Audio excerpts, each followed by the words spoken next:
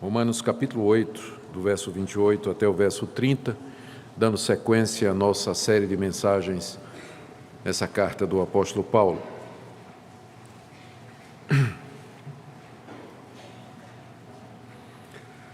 Romanos capítulo 8, de 28 a 30, diz a palavra de Deus: Sabemos que todas as coisas cooperam para o bem daqueles que amam a Deus, daqueles que são chamados segundo o seu propósito. Porquanto aos que de antemão conheceu, também os predestinou para serem conformes à imagem de seu Filho, a fim de que ele seja o primogênito entre muitos irmãos. E aos que predestinou, a esses também chamou. E aos que chamou, a esses também justificou. E aos que justificou, a esses também glorificou. Oremos. Pedimos, ó Pai, que Tu nos deis entendimento na Tua palavra, que ela fale ao nosso coração. Estamos diante de verdades profundas que tratam da realidade última da nossa existência e do nosso futuro eterno.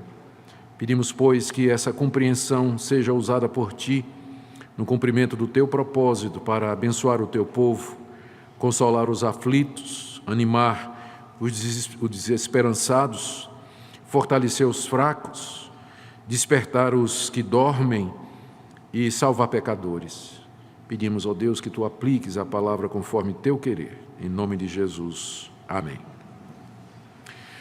Queridos, a mensagem anterior, que focou nos versos 26 e 27, nós vimos como o apóstolo Paulo ensinou que o Espírito Santo de Deus intercede por nós com gemidos inexprimíveis, por causa da nossa fraqueza, da nossa limitação, tanto porque nós somos criaturas, como também pelo fato de que nós somos pecadores.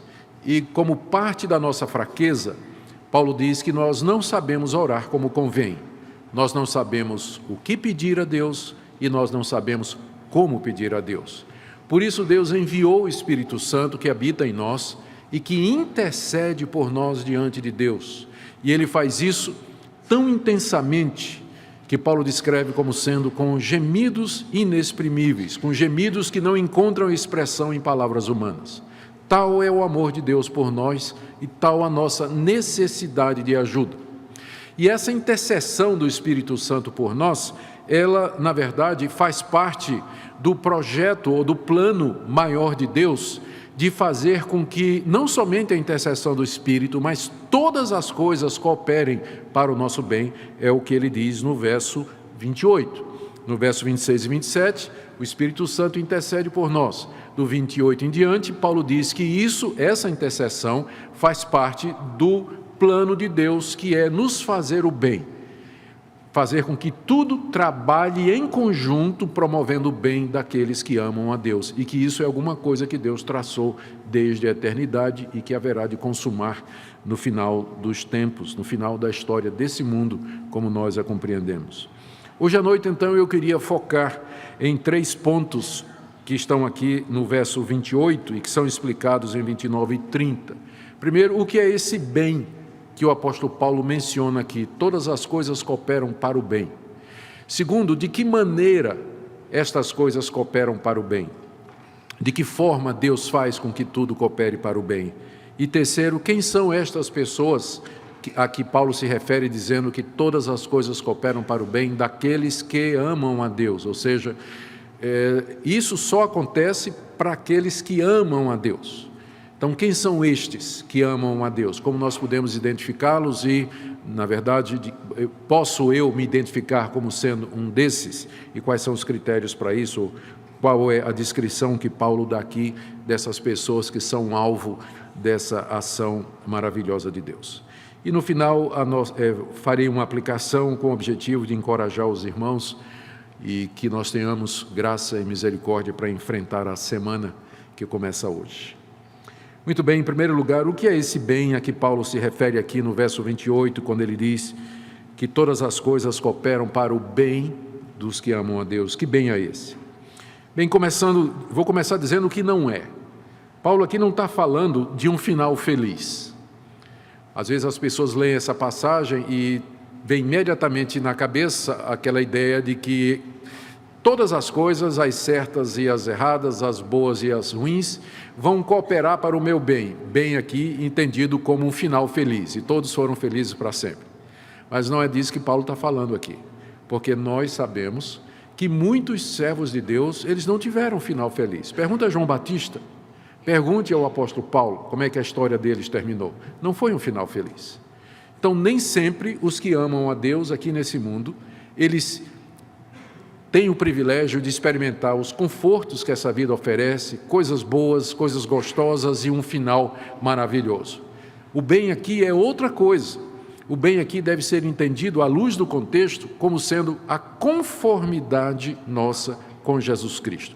Veja que no verso 28, depois de dizer que todas as coisas cooperam para o bem daqueles que amam a Deus, ele diz, porque Deus, na eternidade, nos conheceu e nos predestinou para sermos conformes à imagem do seu Filho Jesus.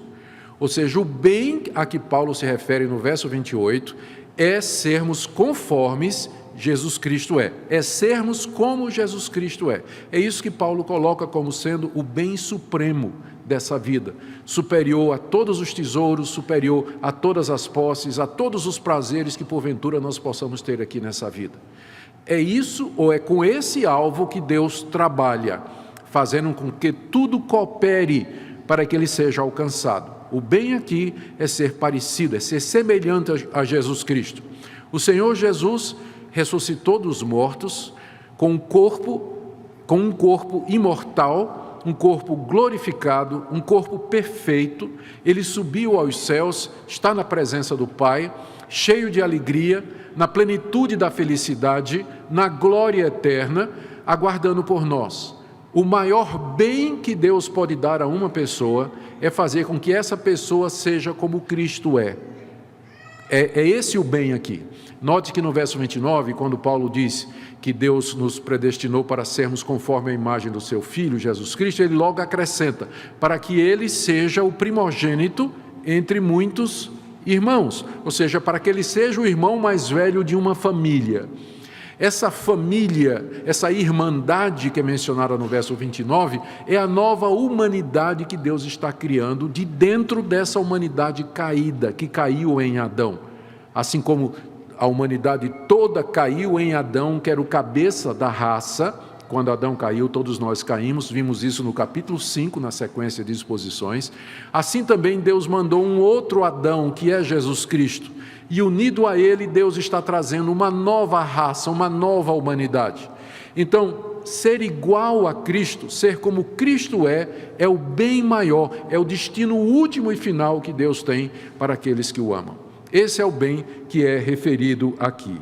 E esse processo de fazer com que nós cheguemos à conformidade plena com o Senhor Jesus, ele começou na eternidade. Veja que Paulo diz aqui no verso 29, ele diz que Deus de antemão conheceu e predestinou, continuou no tempo aqui desse mundo, porque esses que Deus conheceu e predestinou, Paulo diz aqui no verso 30, que ele chamou e justificou, e vai terminar no final dos tempos, quando Paulo se refere aqui à glória, a esses também Deus glorificou. Então, Deus faz com que todas as coisas cooperem para o bem daqueles que o amam. O bem é que eles sejam iguais ao seu Filho Jesus Cristo. E Deus começou a fazer isso, planejar e executar isso lá na eternidade, quando Ele conheceu estas pessoas, quando Ele predestinou essas pessoas, quando Ele no tempo e no espaço chamou essas pessoas, justificou essas pessoas e finalmente haverá de glorificá-las, que é esse objetivo maior. Se vocês querem entender, se nós queremos entender o que é que esse bem representa, talvez quem melhor possa explicar é o apóstolo Paulo mesmo, né? Porque no capítulo 8, de 18 a 25, pelo menos 3 vezes ele menciona o que é esse bem. No verso 18 ele diz assim: eu tenho por certo que os sofrimentos desse tempo presente não podem ser comparados com a glória a ser revelada em nós. Então essa glória que vai ser revelada em nós, nós aqui sendo aqueles que amam a Deus, ela é superior aos sofrimentos desse mundo. É esse o bem que Deus tem para nós. No verso 21, Paulo diz aqui que a criação está gemendo, na esperança de que ela sairá redimida do cativeiro da corrupção, para a liberdade da glória dos filhos de Deus. Então, essa liberdade do pecado e da corrupção, que constitui a glória dos filhos de Deus, é o bem que Deus planejou para nós. Ou ainda, nas palavras de Paulo no verso 23, quando ele diz que nós que temos as primícias do Espírito Santo, nós também gememos em nosso íntimo, aguardando a adoção de filhos. Aí ele explica o que é: a redenção do nosso corpo. Quando esse nosso corpo será redimido, ele será transformado, será glorificado e será um corpo igual ao corpo de Jesus Cristo. Então, é esse o bem de que Paulo fala no verso 28, quando ele diz que todas as coisas cooperam para o bem daqueles que amam a Deus. É esse bem aqui. E ele é superior a qualquer bem terreno, é superior a qualquer coisa aqui nesse mundo. Eu não estou negando que Deus aqui nesse mundo, ele dá coisas boas para nós. Ele dá coisas boas para nós, e às vezes a gente nem compreende que aquilo que Ele está nos dando é uma coisa boa, a não ser depois de algum tempo, não é? Quando acontece a gente pensa que é uma coisa ruim, mas depois a gente percebe que é uma coisa boa, como aquele jovem que queria ser missionário na África, e orou muito pedindo a Deus para ser missionário na África, e havia muitas dificuldades. Finalmente teve uma agência lá, missionária, que resolveu dar uma oportunidade para o rapaz, e mandaram ele lá para o interior da África para pregar o evangelho numa tribo nova, que ninguém sabia direito o que era. Aí o rapaz atravessou vales, montanhas, florestas e rios, a dificuldade, não tinha caminho, acampando no meio do mato. Finalmente, um dia ele abre os olhos, ele está lá na clareira onde está a tribo. E ele olha, só vê as caveiras, era uma tribo de canibal, antropófago, comedor de carne humana. Ele virou para correr, os cabas pegaram. Próxima cena, o nosso jovem missionário amarrado num poste, no meio da aldeia, na frente dele aquele caldeirão assim, né, fervendo de água, e o cozinheiro da tribo com a faca, uma peixeira de 14 polegadas, descascando o legume e olhando para ele, né? Então, ninguém precisa perguntar qual vai ser o cardápio, né, do jantar, né? Todo mundo já sabe quem vai ser o jantar. E o moço desesperado orando: Senhor, quando eu pedi para ser missionário, não era bem isso que eu tinha em mente e tal. E de repente o chefe da aldeia, ele tem uma inspiração. Ele chama o cozinheiro e diz: ô, cozinheiro, traz uma amostra aí da carne desse cidadão para ver se é boa. O cozinheiro vai lá, pega a peixeira, olha para o rapaz e diz: vou tirar aqui da panturrilha, da batata da perna. Aí pega e tira o filé. Aí traz para o chefe. Aí o chefe: que carne horrível, nunca comi uma carne tão ruim na minha vida. Solta esse homem, a carne dele não presta. Próxima cena é o missionário correndo no mato, voltando para casa, dizendo: oh Deus, agora eu sei porque é que o Senhor me deu essa perna de borracha. Graças a Deus, né?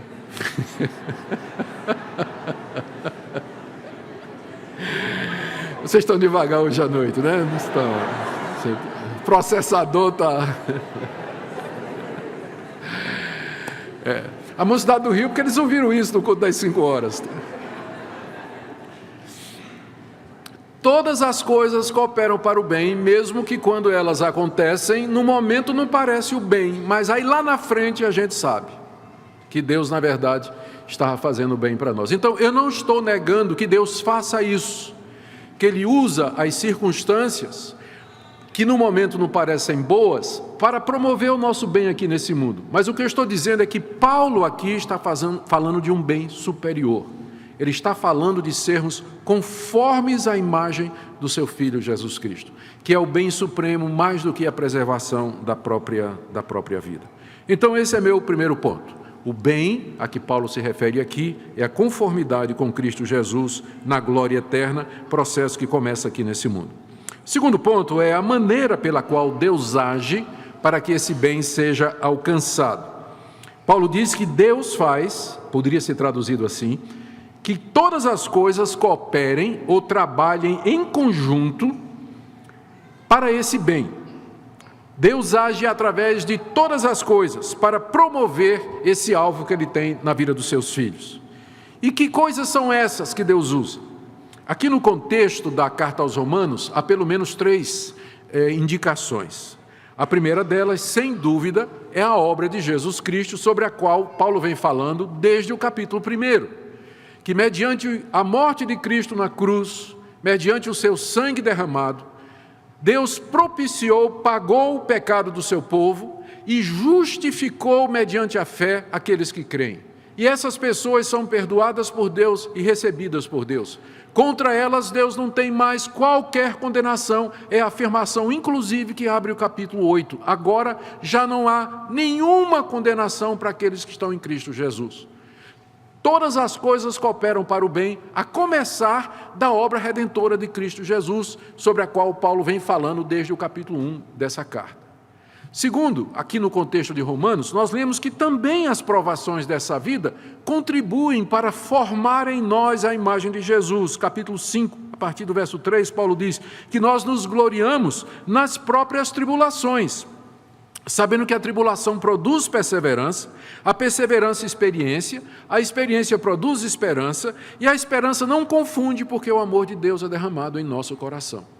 Ou seja, as tribulações dessa vida, elas são usadas por Deus para forjar em nós a imagem do seu Filho, porque o sofrimento expurga muita coisa ruim em nós e cria em nós virtudes. O sofrimento nos ensina a ser pacientes e expurga a impaciência e a rebelião. O sofrimento nos ajuda a crescer na fé. O sofrimento nos desapega das coisas desse mundo e nos faz ansiar pelo mundo vindouro. Então, todas as coisas são usadas por Deus aqui nesse mundo. As circunstâncias, as providências são usadas para forjar o nosso caráter, para que nós sejamos mais e mais parecidos com aquele que era o homem de dores e que sabia sofrer, que era o Senhor Jesus Cristo e que passou pelo sofrimento máximo por causa de nós. E em terceiro lugar, no contexto, uma das coisas que coopera para o nosso bem é aquilo que Paulo mencionou nos versos 26 e 27. O próprio Espírito Santo intercede por nós diante de Deus, porque a gente não sabe pedir, nós não sabemos orar como convém. Às vezes nós estamos pedindo que Deus tire o espinho na carne, quando na verdade o que nós precisamos é de graça para suportar aquele espinho na carne, como o apóstolo Paulo aprendeu de acordo com 2 Coríntios capítulo 12. Então não sabemos orar como convém, mas o Espírito intercede por nós, pedindo aquelas coisas a Deus em nosso favor que contribuam para o nosso bem. Enquanto você está orando, de repente, não é? Você está no meio de uma tribulação e você está pedindo a Deus que Deus lhe livre daquela tribulação, o Espírito Santo está intercedendo, não para que você seja livre da tribulação, mas para que Deus Pai conceda a você graça suficiente para você suportar.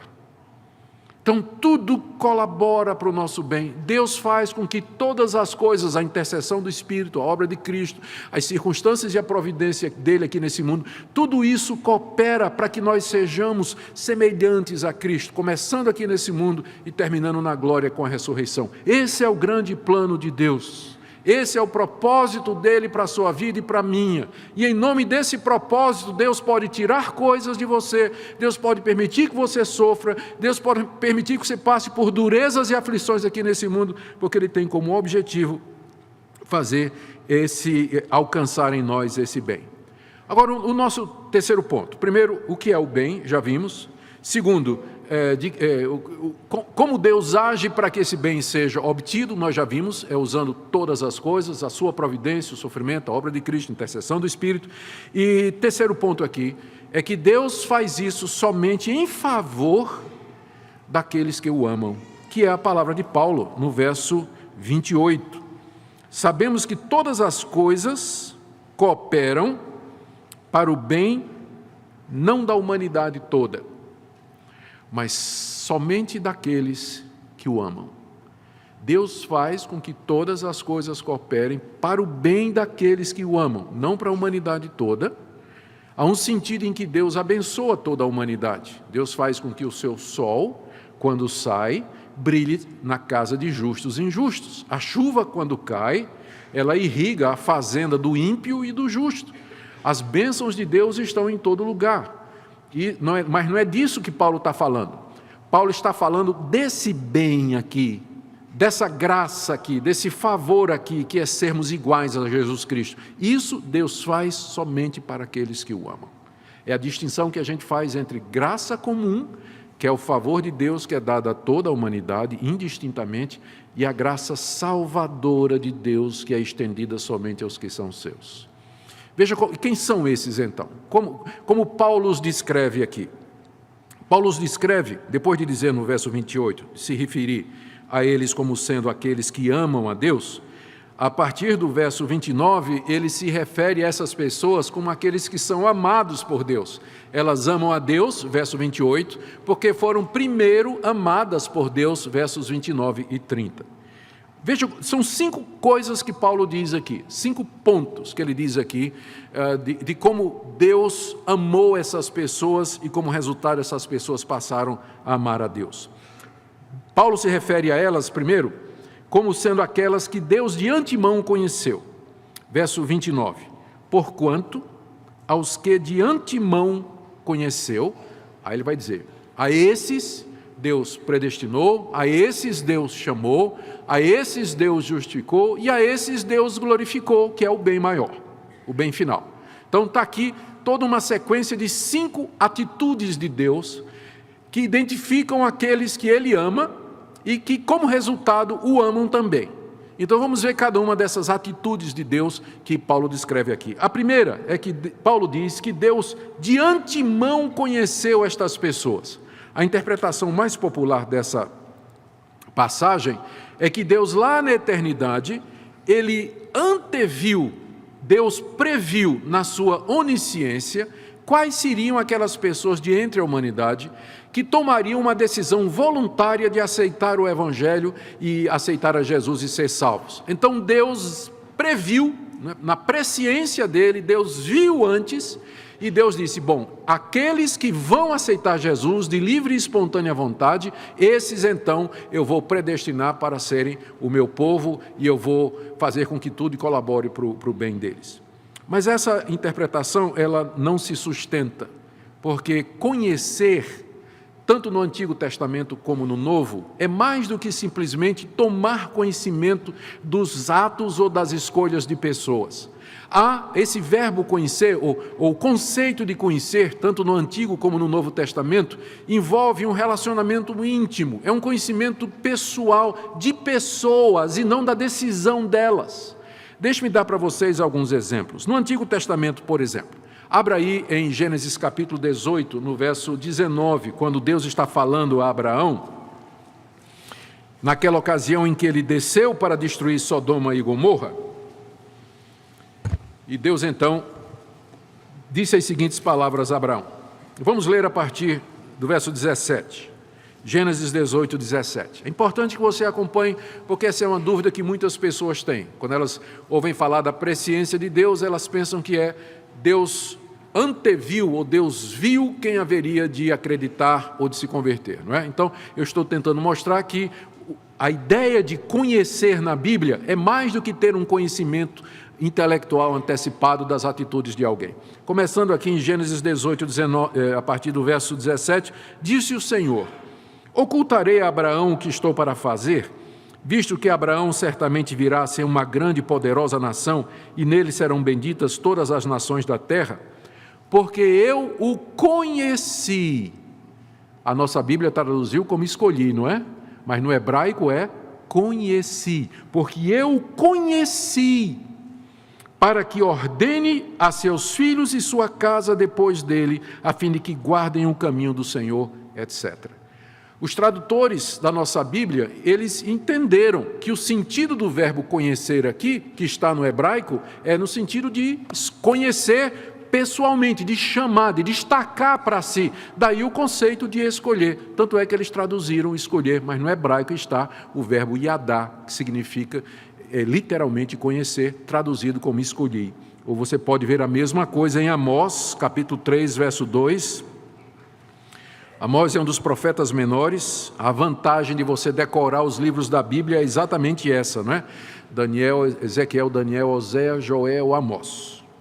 Obadias, Jonas, Miqueias, Naum, Abacuque, Sofonias, Ageu, Zacarias. Então, quando você tem de cabeça, fica mais fácil, mas eu já me perdi aqui. Amós, Naum, Abacuque, Sofonias, Ageu. Já passou, Amós é antes. Obadias, Jonas, Miqueias, Naum, Amós. capítulo 3, vamos ler a partir do verso 1. Eu não quero chegar ao ponto de dizer assim, abra aí na página tal, né? É bom a gente decorar a sequência do... Capítulo 3, versos 1 e 2. Ouvi a palavra que o Senhor fala contra vós outros, filhos de Israel, contra toda a família que ele fez subir da terra do Egito, dizendo... Agora presta atenção no verso 2. De todas as famílias da terra, somente a vós outros vos conheci. Está no hebraico, é o mesmo verbo. Só que os nossos tradutores traduziram como escolhi, porque é esse o sentido. Deus conhece no sentido de que Deus toma conhecimento íntimo, se aproxima e chama. Daí a ideia de escolha. Você vai ver a mesma coisa no Novo Testamento, como a ideia de conhecer no Novo Testamento é mais do que conhecimento intelectual apenas. Abra aí em Mateus, capítulo 1, verso 25, é a história de José e Maria, o nascimento de Jesus. Mateus 1, versos 24 e 25. Despertado José do sono, fez como lhe ordenara o anjo do Senhor e recebeu sua mulher, Maria. Contudo, não a conheceu, enquanto ela não deu à luz um filho, a quem pôs o nome de Jesus. É óbvio que conhecer aqui é ter relações sexuais. Mas qual foi o verbo que foi colocado aqui? Conhecer, porque ele indica exatamente isso, um conhecimento íntimo, uma aproximação. Daí, na hora, em vez de dizer assim, e José não teve relações com Maria, antes dela dar à luz o filho Jesus Cristo, então Mateus disse assim, José não conheceu Maria, quer dizer, conhecer como esposa, não é? Ou seja, ter relacionamento sexual íntimo com ela. Ou outro exemplo aqui em Romanos capítulo 11, verso 22, o próprio apóstolo Paulo, nessa mesma carta que nós estamos estudando, ele usa o verbo conhecer aqui, a expressão é similar à que nós estamos vendo no capítulo 8, verso 29. Vamos ler capítulo 11, 1 e 2 de Romanos. Pergunto, pois, terá Deus porventura rejeitado o seu povo? De modo nenhum, porque eu também sou israelita da descendência de Abraão, da tribo de Benjamim. Agora preste atenção aqui no verso 2. Deus não rejeitou o seu povo, a quem de antemão conheceu. Ora, Paulo coloca aqui conhecer como sendo o oposto de rejeitar. O que é o oposto de rejeitar? Aceitar, querer, amar, obter, preservar. Então, é óbvio que a palavra conhecer, como ela é usada tanto no hebraico quanto no grego, tem um sentido muito além de simplesmente tomar conhecimento intelectualmente, mas tem a ideia de experiência, contato, intimidade. E é nesse sentido, então, que eu estou dizendo a vocês que Paulo está usando o verbo aqui, voltando agora em Romanos capítulo 8, verso 29, quando ele diz assim, portanto, os que de antemão conheceu, ou seja, aquelas pessoas que desde a eternidade Deus escolheu, porque amou, porque quis. É um conhecimento íntimo, não é simplesmente que Deus assim soube que um dia elas existiriam e tomariam uma decisão por Jesus Cristo. Tanto é que a nova tradução na linguagem de hoje, que é uma das versões populares que tem hoje da Bíblia, ela já traduz essa passagem como sendo escolhidos. Ela já traz escolhidos. Os que de antemão escolheu. Porque essa é a ideia do verbo conhecer aqui. É a escolha soberana de Deus. Não tem nada de presciência do tipo assim, Deus anteviu. Ah, pastor, mas a palavra presciência não aparece na Bíblia. Aparece, por exemplo, em Atos, se quiser ver. Vamos ver aqui, Atos capítulo 2, verso 23. Quando o apóstolo Paulo diz assim, vamos ler do verso 22. Varões israelitas, atendei a estas palavras. Jesus o Nazareno, varão aprovado por Deus diante de vós, com milagres, prodígios e sinais, os quais o próprio Deus realizou por intermédio dele entre vós, como vós mesmos sabeis. Aí ele diz, sendo este Jesus entregue a vocês, para que vocês o matassem, pelo determinado desígnio e presciência de Deus, vós o matastes, crucificando por mãos de iníquos. Aqui está muito claro que o desígnio, que é o propósito, a intenção, e a presciência de Deus são uma e a mesma coisa. De acordo com determinado desígnio e presciência de Deus. O "e" aqui, que junta desígnio e presciência, não está simplesmente, não está funcionando como uma conjunção aditiva, adicionando mais sentidos a um sentido dado, mas ela funciona como uma conjunção explicativa, que no grego a gente chama de rendíades. Tipo assim, Deus deu à igreja pastores e mestres. Não são duas coisas diferentes. Paulo, quando diz isso em Efésios 4:11, ele está dizendo, Deus deu à igreja pastores que também são mestres. Então aqui é a mesma coisa, desígnio e presciência é a mesma coisa e se refere ao propósito eletivo, salvador e determinante de Deus. Romanos 8:29, vamos voltar para lá, porque eu acho que nós estamos agora no caminho correto para entender o resto da sequência, que só faz sentido se isso aqui ficar muito claro. 29 então. Nós temos o primeiro elo da corrente. Os que de antemão conheceu. O que é que Deus fez com esses a quem Ele de antemão conheceu, amou, escolheu, chamou para si de entre a humanidade perdida? Paulo diz aqui que a estes Deus predestinou, é o segundo elo, é a segunda etapa, a segunda atitude. Deus os predestinou para serem conformes à imagem de seu Filho, a fim de que ele seja o primogênito entre muitos irmãos. Predestinar não é difícil você entender o significado, o nome fala por si, é você dar um destino antecipado a alguém. Na eternidade, antes que houvéssemos nascido, antes de Deus haver criado o mundo, Ele predestinou estes que Ele escolheu, estes que Ele conheceu e amou, Ele os predestinou para serem conformes à imagem do seu Filho, Jesus Cristo, para que eles fossem iguais a Jesus Cristo, para que Cristo fosse o primogênito entre muitos irmãos. E aqui você tem a resposta para aquela objeção que geralmente as pessoas levantam, tipo assim, ele ouviu falar de eleição, predestinação, elas já vão dizendo, isso não é coisa de Deus. Por quê? Não, porque se a pessoa sabe que ela está predestinada, que ela está eleita, ela vai afrouxar. Ela vai viver de qualquer maneira, porque ela não foi predestinada. Se ela foi predestinada, ela vai ser salva. Então, ela pode viver de qualquer jeito, de qualquer maneira, viver no pecado, ir para farra, para balada, para droga, pornografia, o que for, ir para a cama com o namorado, né? Foi predestinado por Deus, vai ser salvo de qualquer maneira. Alto lá. Você não está entendendo nada de predestinação. Toda vez que a Bíblia fala de eleição e predestinação, diz com que propósito Deus nos elegeu e predestinou para sermos iguais a Jesus Cristo. Se você não é ao menos parecido com Ele, se as suas atitudes não são as atitudes de Jesus Cristo, qual é a certeza que você pode ter de que você foi eleito? E que você faz parte desses que Deus amou e conheceu antes da fundação do mundo? Porque Ele conheceu essas pessoas e as predestinou para serem iguais a Jesus Cristo. Se não há nada de Cristo na sua vida, então qual é o sinal, qual é a evidência de que você está no meio desse povo? Nenhuma. Então, gente do tipo assim, não, eu estou eleito, estou predestinado, e vive na baderna, ele está predestinado para outra coisa, mas não para ser conforme a imagem do Filho de Deus. Porque a predestinação é para isso, e Deus começa a realizar esse propósito aqui nesse mundo. À medida que Ele nos ensina a rejeitar o pecado, a desobediência e a incredulidade, e a viver uma vida reta e santa diante dEle.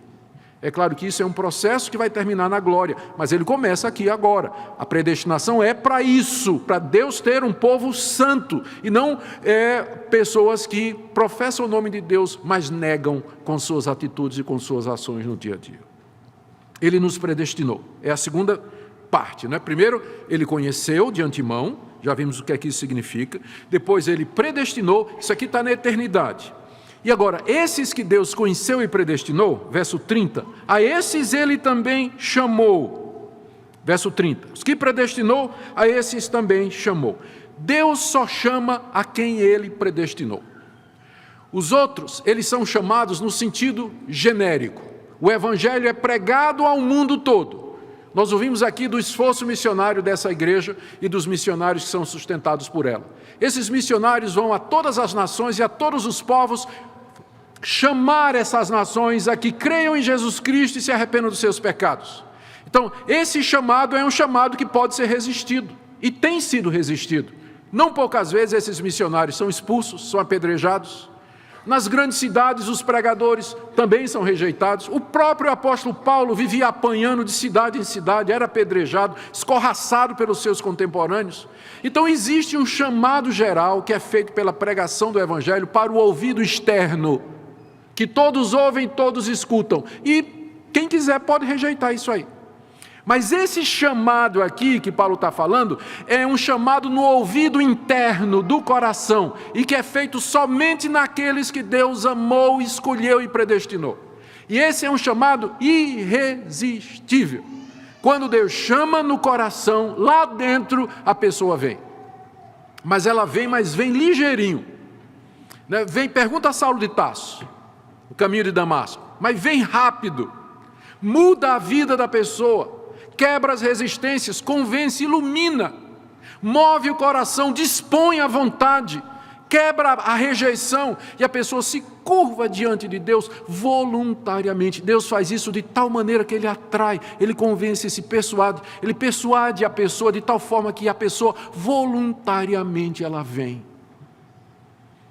Ela não vem contra a vontade dela, mas ela vem porque ela quer, mas ela só vem porque quer, porque ela escutou o chamado de Deus lá no coração, e Deus só chama aqueles que Ele predestinou. Dessa forma, tem um chamado geral para o ouvido externo, que é para o mundo todo, e quanto mais gente a gente pregar, melhor, porque a gente não sabe quem são os eleitos de Deus, mas através da pregação externa, Deus vai chamar no coração, e esses virão. E Paulo continua, olha, e esses a que Deus chamou, eu estou no verso 30 ainda, a esses também Deus justificou, ou seja, Deus perdoou os seus pecados, Deus os recebeu como seus, Deus não tem mais nada contra ele, rasgou todo o escrito de dívida que era contra eles, a conta deles não somente está zerada, mas está no positivo, né? Porque tem os méritos de Jesus Cristo que foram depositados na conta dele. Ou seja, Deus conheceu, predestinou, no tempo certo, pela pregação do Evangelho, chama de maneira irresistível e justifica, perdoa. Diz, não há mais condenação para você, você é meu. Você é irmão do Senhor Jesus Cristo. E, finalmente, o quinto elo dessa corrente inquebrantável, a esses Deus glorificou. A glorificação é aquilo que vai acontecer no final, e que é aquilo que Paulo já antecipou aqui. Ele chamou da glória, a revelação da glória dos filhos de Deus, a liberdade da glória dos filhos de Deus. Ele chama de a redenção do nosso corpo, ele chama do bem, que é a vinda de Cristo Jesus, quando Ele vier em glória para terminar o tempo desse mundo como nós o conhecemos.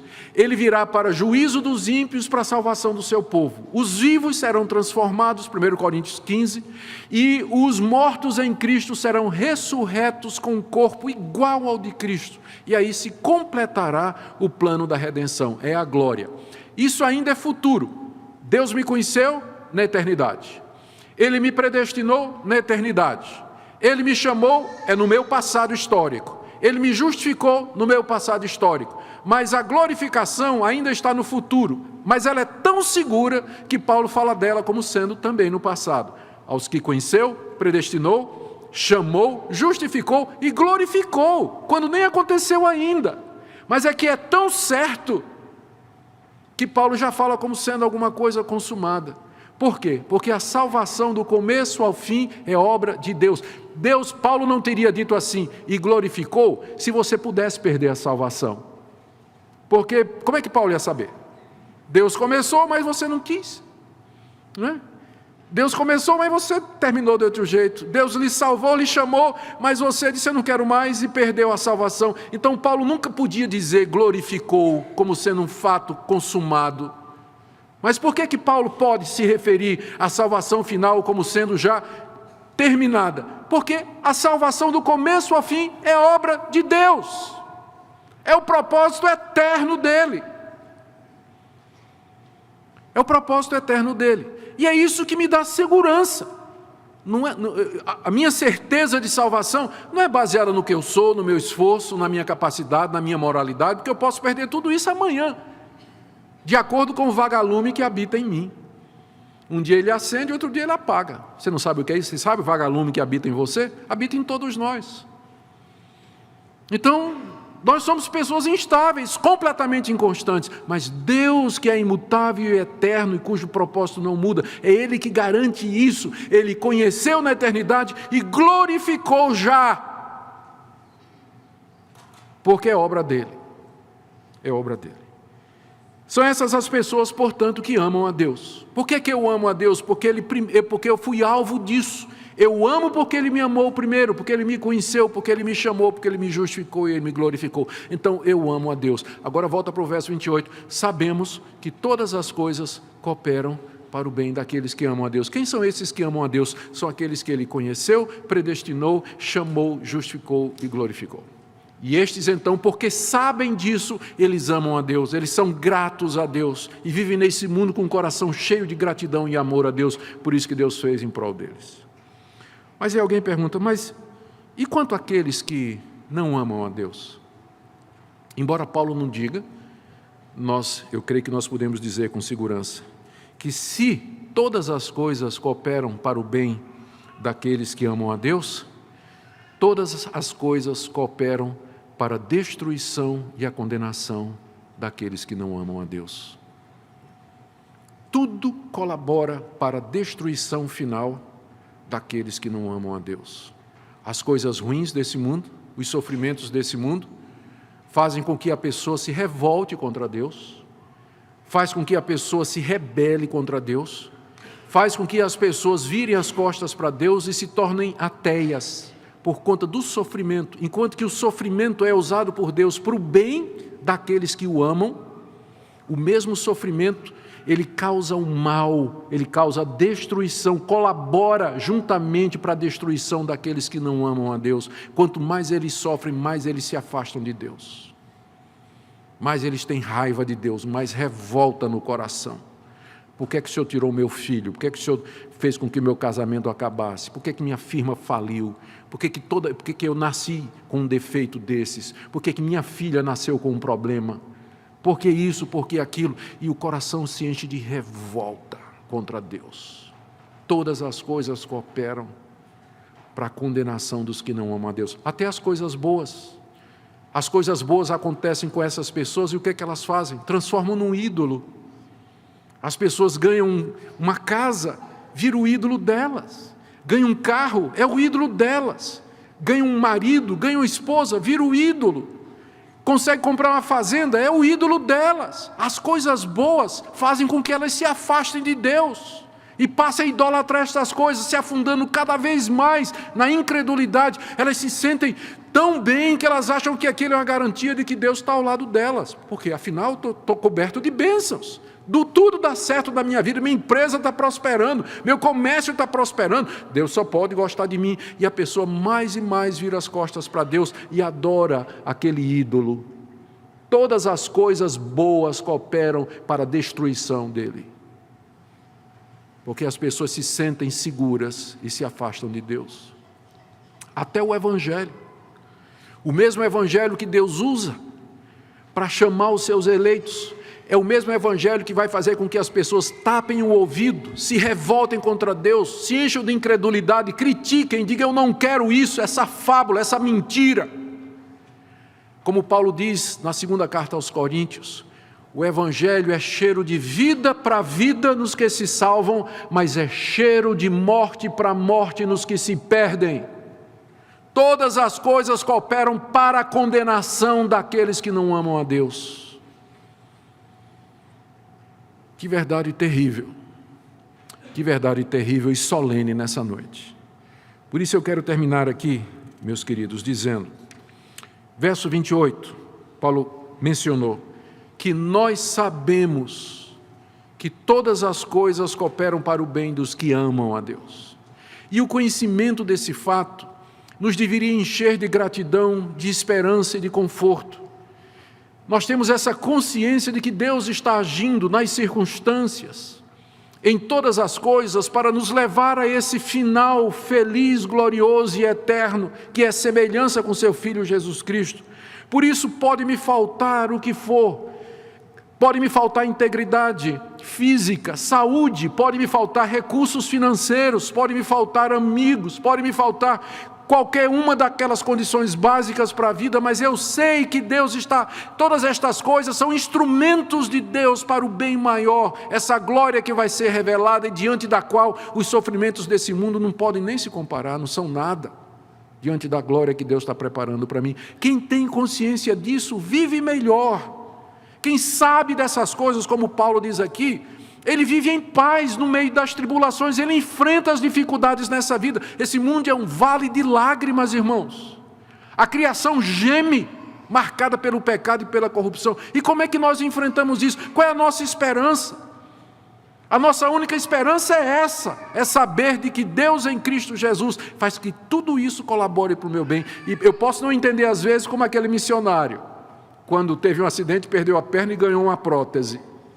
Eu posso não entender na hora, mas eu sei que mesmo que eu não entendendo agora, Deus está no comando. Eu não preciso entender, eu só preciso confiar que Ele está no comando, que todas as coisas cooperam para o meu bem. E quando eu tenho essa consciência, então eu posso viver aqui nesse mundo. Talvez você esteja aqui essa noite e você não tenha essa convicção. Você não sabe isso, você não experimentou isso. Você não sente que você ama a Deus. E você pergunta, eu faço parte desse povo? Eu faço parte desse grupo que Deus amou, que Deus conheceu, chamou e justificou e glorificou? O local onde você vai encontrar a resposta não é olhando para dentro do seu coração, mas a resposta está na cruz. É para lá que você deve olhar. Olhe para o Senhor Jesus pendurado na cruz. Se você pode confiar nele, se você pode crer que Ele morreu pelos pecados e o que Ele fez na cruz é suficiente para justificar pecadores, se você deseja perdão dos seus pecados e você quer confiar somente em Cristo Jesus, então não receie, venha. E Cristo receberá você. Isso já é o chamado interno do Espírito Santo. Quando você é despertado para essas coisas, quando você tem interesse nessas coisas, quando você diz, meu Deus, eu quero isso, eu preciso disso, isso já é o Espírito de Deus chamando você no seu coração. Portanto, ouça o que o Espírito Santo está dizendo a você nessa noite. E que Deus tenha misericórdia e compaixão da sua vida. E que Ele se apresente a você de maneira tal, de maneira tão irresistível, que não lhe reste outra saída a não ser se curvar diante dEle e dizer, eu creio no Teu Filho Jesus, eu creio no Teu poder e no Teu propósito de me fazer o bem. Que Deus assim aplique a sua palavra nos nossos corações nessa noite, irmãos, que Ele conforte e console o coração dos que sofrem, sabendo isso, que todas as coisas cooperam para o bem daqueles que amam a Deus. Oremos. Ó Deus, eu peço que Teu Espírito Santo aplique essa palavra no coração de todos que me ouvem nessa noite, trazendo conforto e consolo ao Teu povo, aos que sofrem, os que estão sozinhos, os que se sentem, Senhor, oprimidos, que eles possam ver o quadro maior, que há um Deus que comanda as circunstâncias e que faz com que tudo trabalhe em conjunto para o nosso bem. Eu oro por aqueles que estão aqui nessa noite que ainda não têm essa certeza, mas que desejam. Ó Deus, atrai-os, revela-te a eles de uma forma irresistível, de forma que eles com segurança possam se chegar a Ti. Eu oro por aqueles que estão aqui nessa noite que não Te amam, aqueles que não Te buscam de verdade e que estão com o coração preso às coisas dessa vida, que têm ídolos nos seus corações. Ó Deus, faze-os ver a terrível situação em que se encontram, que estas coisas a que eles se apegam na verdade colaboram para a destruição deles. Que eles possam abrir os olhos enquanto podem. Ó Deus, tem misericórdia e chama-os na Tua graça. É o que pedimos em nome de Jesus. Amém.